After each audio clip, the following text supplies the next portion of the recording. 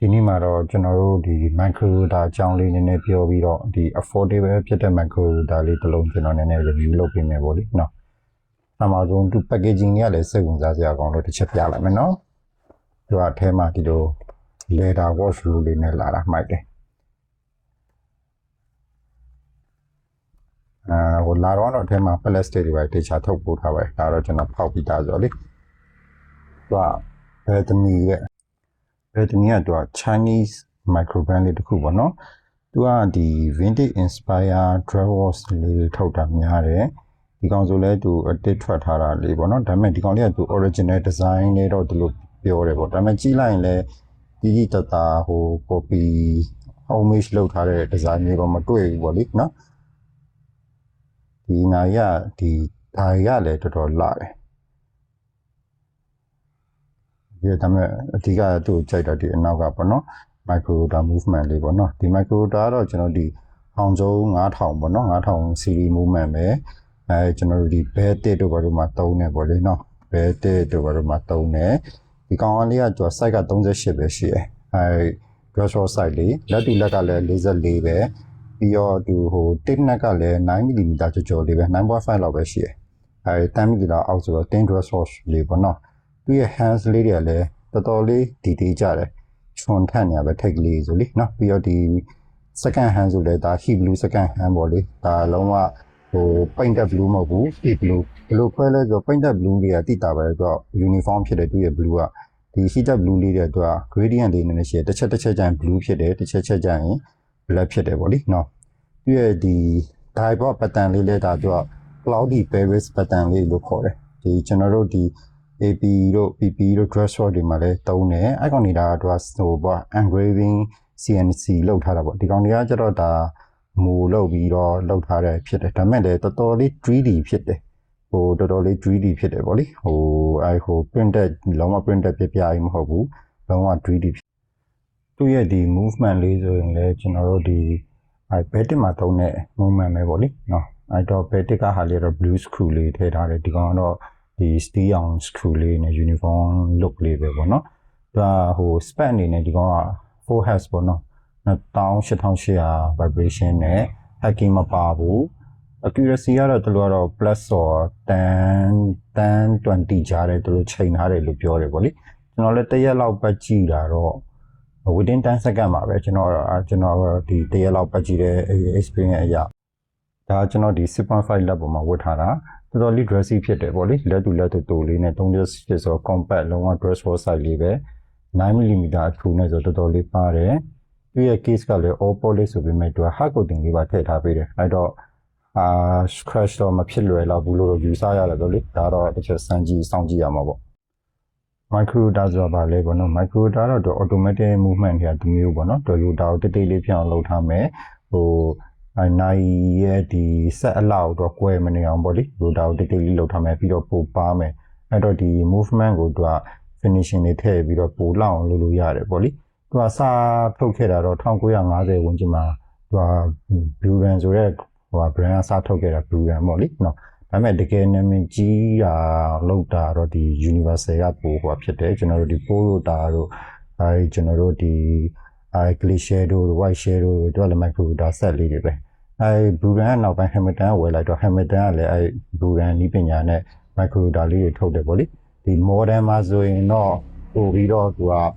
high quality ဘက်ပို့သွားတယ်ဥပမာ Patek Philippe တို့ Chopard တို့ကျွန်တော် Laurent Ferrier တို့နော်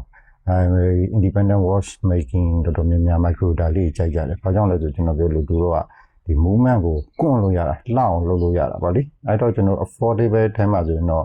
တကယ်တော့ရွေးရတိတ်မရှိဘူးဒီ Chinese movement ဒီဟောင်စုံ9000ရှိမယ်။သူ့ထက်ဈေးလေးနည်းနည်းပိုတာဆိုရင်ကျွန်တော်တို့ဒီ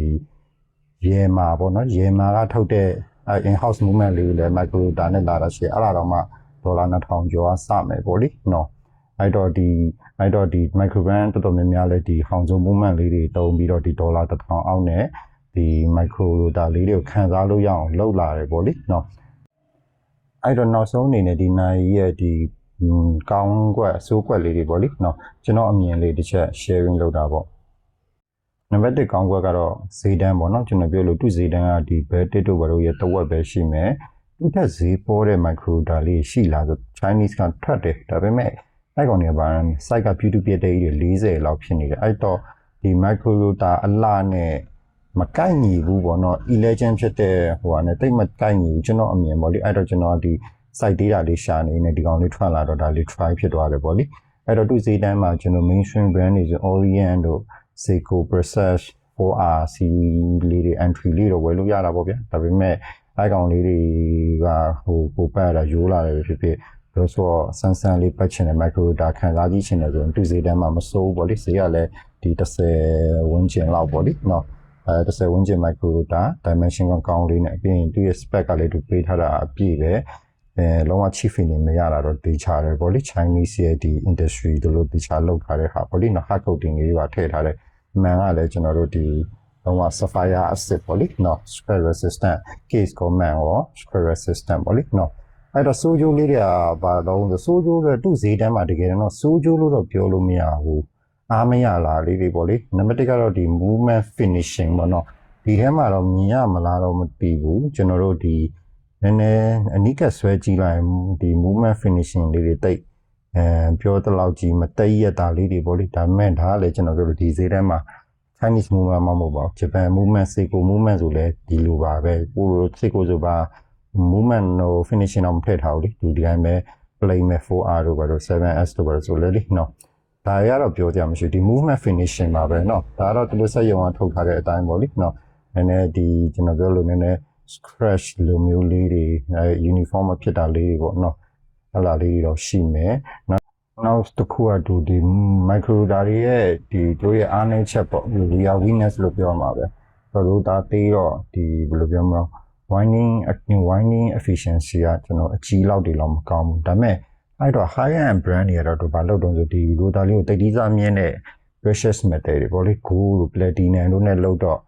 လေးသွားတယ်ပေါ့လေးသွားတော့ winding ကောင်းလာတယ်ပေါ့လေဒါပေမဲ့ပုံစံတိုင်းဒီ affordable ကြတော့ဒါလေးရိုးဒီ metal ပဲဆိုတော့ဒီဘယ်လိုပြောမလဲခင်ဗျာဟိုပေါ့သူဒီတိတ်တိတ်လေးလောက်ရတာတော့တိတ်အားမရဘူးပေါ့လေเนาะအဲ့တော့ winding efficiency တော့နည်းနည်းဟိုဖြစ်မယ်အဲ့တော့ကျွန်တော်ကောင်းတာတော့မပတ်ခင်တေချာလေး shade လို့တေချာလေး winding ပေးပြီးပတ်တာပိုကောင်းမယ်ပေါ့လေနောက်တစ်ခုကသူကဟို ghost state ခေါ်တယ် ghost state position တစ်ခုပါတာပေါ့နော်သူကဒီ crown first position မှာဆိုရင်သူကတကယ်တော့အဲ့မှာဒိတ်ပါမှာဒါပေမဲ့သူကဒိုင်အလားမပြတ်ချင်လို့ဒိတ်မဖောက်ထားဘူးအဲ့တော့အဲ့ညာ ghost state ကိုလဲရင်ဘာမှဖြစ်ဘူးနောက်တစ်ဆင့်ထုံးမှသူကအချိန်တိုက်တဲ့အဆင့်ဖြစ်သွားတာပေါ့လေနောက်တစ်ခုကတော့သူဒီ winding လောက်ရတဲ့ feeling လေးကတော့နည်းနည်းဟိုပေါ့ဒီ set တွေကဒါမျိုးပါပဲအဲ့တော့တိတ်ဟိုအရန်ကြီးမကောင်းပေါ့ညဟိုနည်းနည်းဘယ်လိုပြောမလဲ mechanical wash တွေ winding လောက်ရတဲ့လောက်ကြီးဟို smooth မဖြစ်ဘူးနည်းနည်း jiggery ဖြစ်တယ်အလားလေးတစ်ချက်ပါပဲကျွန်တော်အမြင်ရတော့လေသူရဲ့အားမရတဲ့အချက်လေးတွေပေါ့လေ